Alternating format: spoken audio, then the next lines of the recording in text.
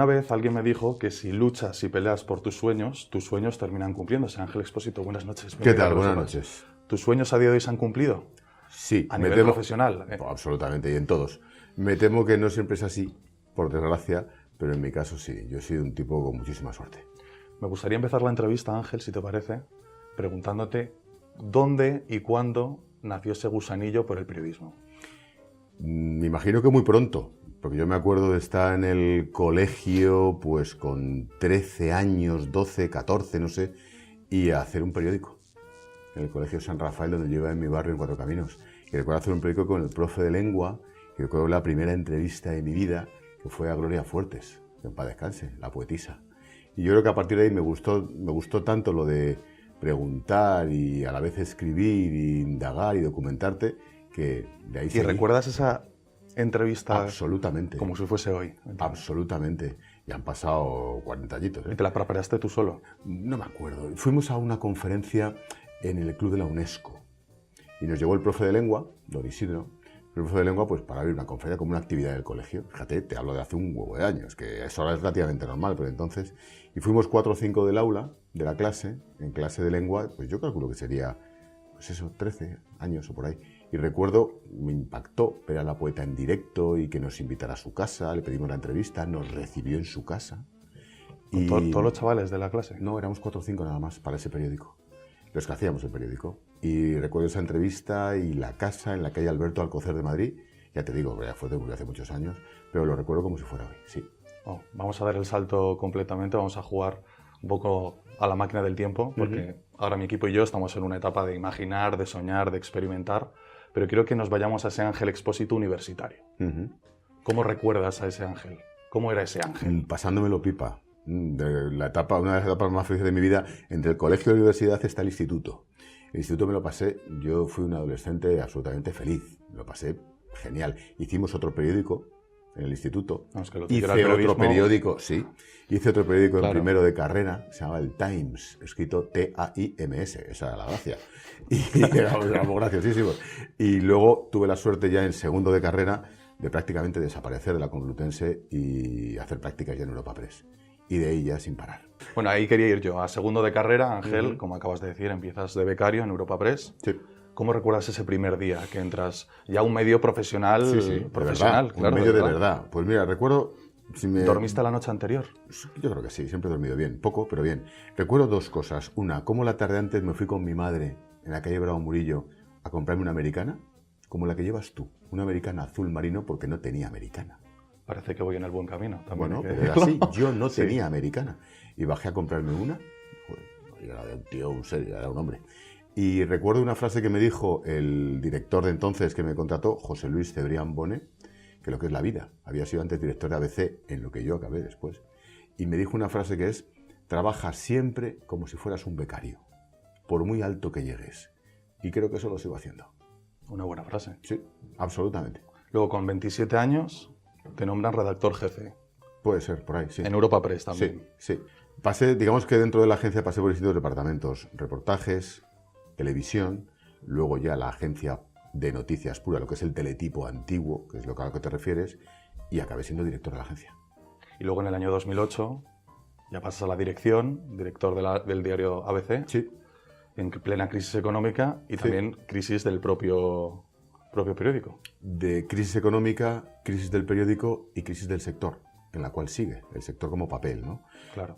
Yo me sigo preguntando muchas veces por qué me llamaron a mí para eso. Imagino que hacía falta cierto revulsivo, cambio de imagen, otro chute a lo mejor de energía. Estuve casi 3 años, no llegó. En esos 3 años hicimos muchas cosas, pero siempre digo que el puesto más alto en el currículum, por lo menos en cuanto a la tarjeta, lo que viste, es la época de mi vida en la que menos periodismo he hecho, que fue siendo director del periódico, efectivamente. Yo tengo una duda. Un director de un medio de comunicación, en este caso un periódico, ¿un director actúa como periodista o como un alto ejecutivo de una empresa? En mi caso, y por mi experiencia, habrá de todo. Yo te cuento lo mío, vida, claro, y mis circunstancias, y cómo estaba entonces el periódico, cómo estaba el grupo Vocento, cómo estaba la prensa en general, la guerra mediática, todo hay que enmarcarlo. En mi caso, en un 80% alto ejecutivo y en un 20% periodista. Esa es mi experiencia. Y te sientes un poco coartado. me siento hasta aburrido. A mí lo que me gusta es lo otro, a mí lo que me gusta es hacer lo que hago ahora, que es programas, y es periodismo, es viajes y es entrevistas. Lo que haces ahora, reporterismo. Sí. COPE. Sí. Un día COPE llama a tu puerta. Bueno, relativamente. Después del periódico yo paso al área audiovisual de Vocento, por entonces una TTT, la 10, Punto Radio, y es cuando COPE, Operación Empresarial, se queda con Punto Radio, toda la infraestructura, todos los postes de Punto Radio y conmigo. Y es ahí cuando llama. Llama a la puerta COPE, como decimos, Sí. y entras en la mañana COPE. Entro al mediodía, hago el informativo. Entro al mediodía. La parte informativa de la mañana. Yo hago el mediodía, toda la mañana informativa, pero hago el programa del mediodía para entendernos. Y estoy ahí como un año y poco, y luego hago la mañana. Lo que ahora hace Herrera para entendernos, hago la mañana entre Buruaga y Herrera. Eso es. Ahí quiero ir yo ahí. Haces la mañana. ¿Cómo es levantarse a las 3 de la mañana? Muy jodido. ¿Qué es lo primero que se te pasa por la cabeza al levantarte a esas Café. horas? ¿Eres un hombre que se levanta con buen carácter o...? Sí, no suelo tener mal carácter en general, ¿eh? Creo. Alguno que me estará oyendo, que me conozca, puede decir, joder, que no tiene mal carácter. Sí, no, ¿Te imaginas? Discúlpame. Pero no, creo que no tengo del todo mal carácter. Procuro no tenerlo. Tal cosa, cuando te rebotas como todo Cristo, ¿no? Pero me levanto, en aquella época, personalmente es muy duro. Físicamente es muy duro.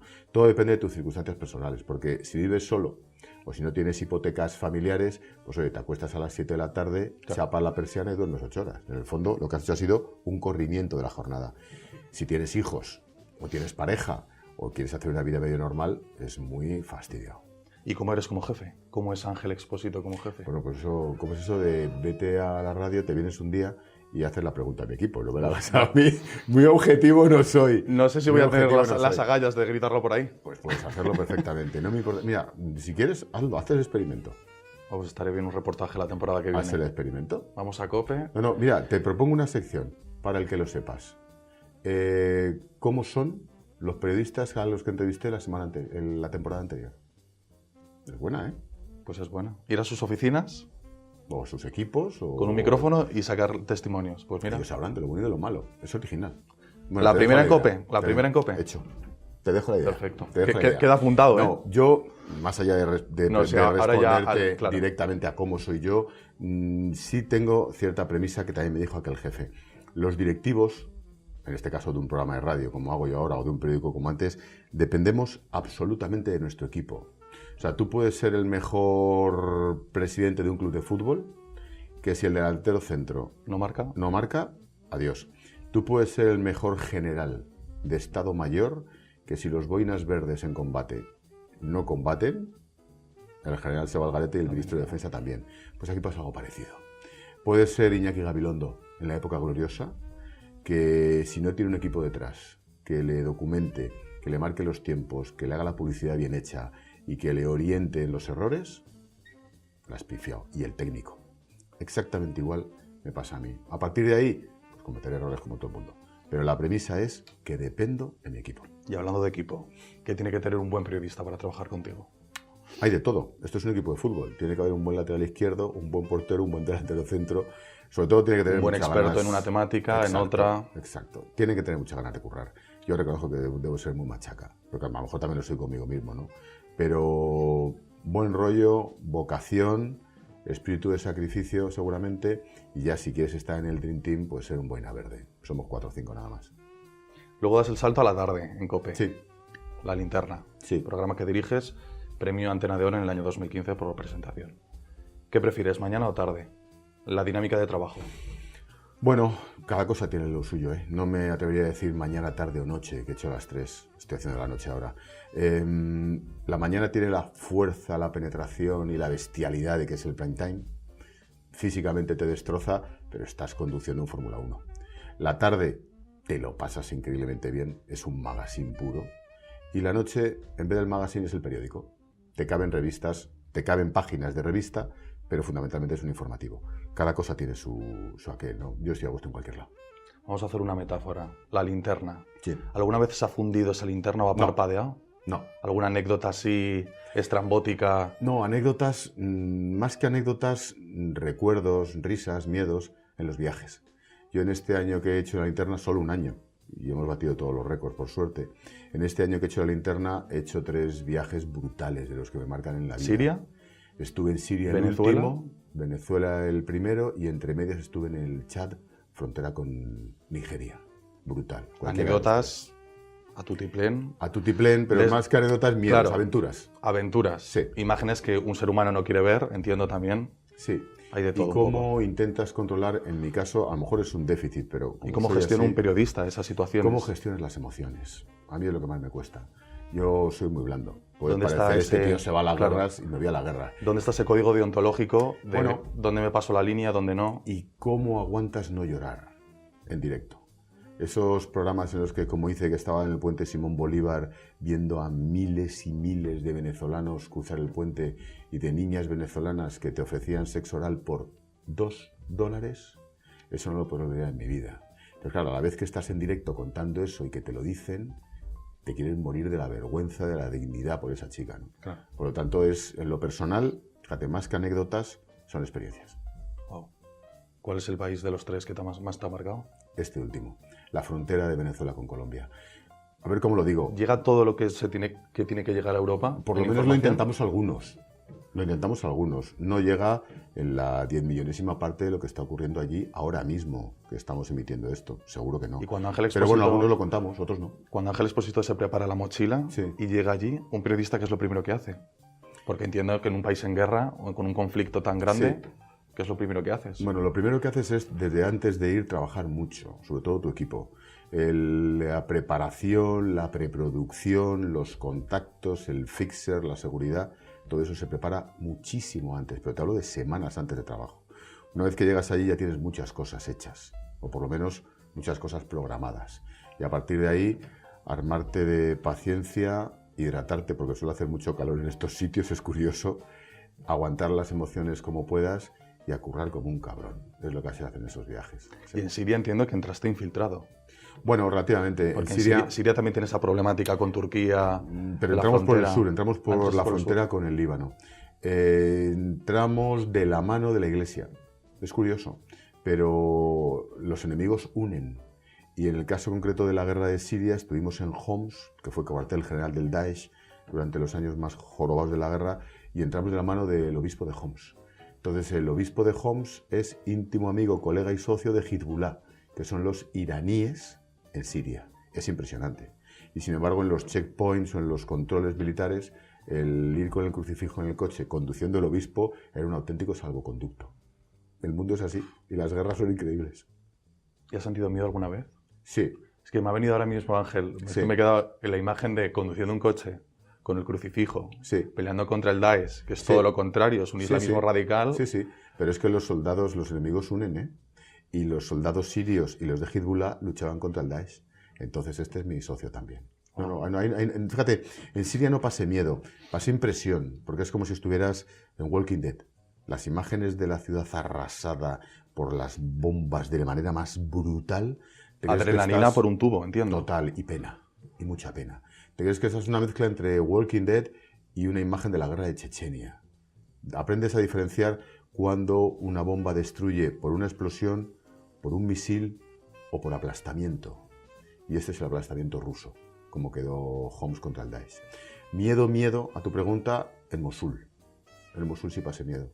En el norte de Irak, unas horas antes de que oficialmente Irak, Estados Unidos y España, que también estamos allí, derrotaran al Daesh. Ahí sí pasé miedo porque estuvimos a 2 kilómetros del frente, oímos una serie de ruidos que yo no había oído nunca, te hablo de hace 2 años, y eran los bombardeos americanos, la fila de bombas de la aviación americana que estábamos viendo en el centro de la ciudad. Ahí sí. ¿Y un periodista está en esa situación protegido o no? Bueno, ¿O te dejan vía libre y te dicen, eres periodista, eres mayor de edad? No. En estos sitios o te Tienes- proteges o sé cauto. Hay un montón de ejemplos, y no voy a poner nombres, que por irresponsabilidad está criando malvas. Por lo tanto, yo recuerdo que en aquella ocasión concreta íbamos con una ONG suiza que nos llevó hasta determinado hospital en el oeste de Mosul, cerca del aeropuerto, y que nos dijeron, podemos ir 1 kilómetro más adentro, ¿queréis ir? Y el equipo, vamos protegidos por el equipo es fundamental. Los 4 boinas verdes en este caso, dijimos, no, de aquí no pasamos. Y creo que hicimos bien, no pasamos de ahí. ¿Cómo definirías los viajes? ¿Lo repetirías si vivieses otra vez? Absolutamente. Estoy deseando salir. Estoy de la campaña electoral y de las elecciones en España y de Puigdemont no te puedes imaginar. Hablaríamos de política, pero como lo habláis todos los días, pues eso, es absurdo plantearlo aquí. Y estoy convencido que la propia audiencia también está harta, por lo tanto... De nada. No, es verdad, sí, totalmente. Te lo digo de manera sincera. Estoy deseando coger la mochila, ponerme todas las botas estas enormes y salir por ahí pitando. Deseando. Para ti, ya definiendo un poco la radio en sí, ¿cómo definirías tu trayectoria en la radio? Pues increciendo sorprendentemente en muy poco tiempo. Yo creo que el secreto está en que hago un programa de radio o hago un editorial a la hora en punto, igual que estoy hablando contigo, o que si en casa explico a mis hijos la guerra contra Boko Haram y la expansión yihadista por el Sahel. Yo creo que el tema está en la normalidad y eso creo que lo mantengo. Eso por un lado. Por otro lado, yo es verdad que en la radio colaboré desde hace muchos años. Yo hacía resumen de prensa con Fermín Bocos, con Alsina, tertuliaba con Carlos Herrera y fíjate cómo hemos acabado, ¿no? Codo con codo. Por lo tanto, una explosión en muy poco tiempo, en una etapa ideal para la vida de un periodista, que son los 50 tacos por ahí, y a partir de ahora seguir creciendo, sin duda, a por ellos. Y para acabar la entrevista, Ángel, un consejo, ahí tienes la cámara, un consejo a esos periodistas que están ahora, como yo y como todo mi equipo, estudiando y preparándose. ¿Estudiando? ¿Estudiáis mucho?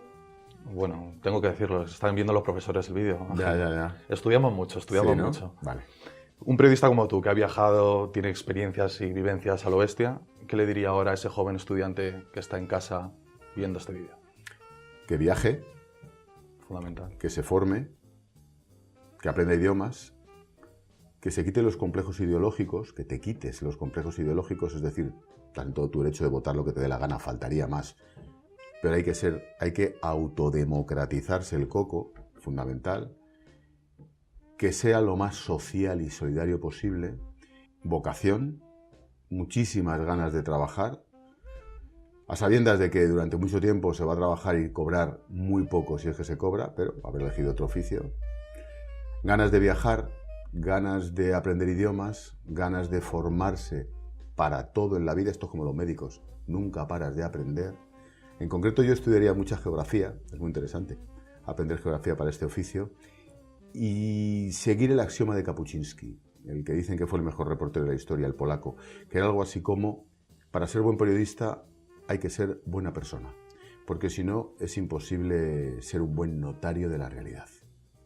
Así que vocación, ilusión, muchísimo ánimo, y si no, haber elegido otro oficio. Que lo sepas.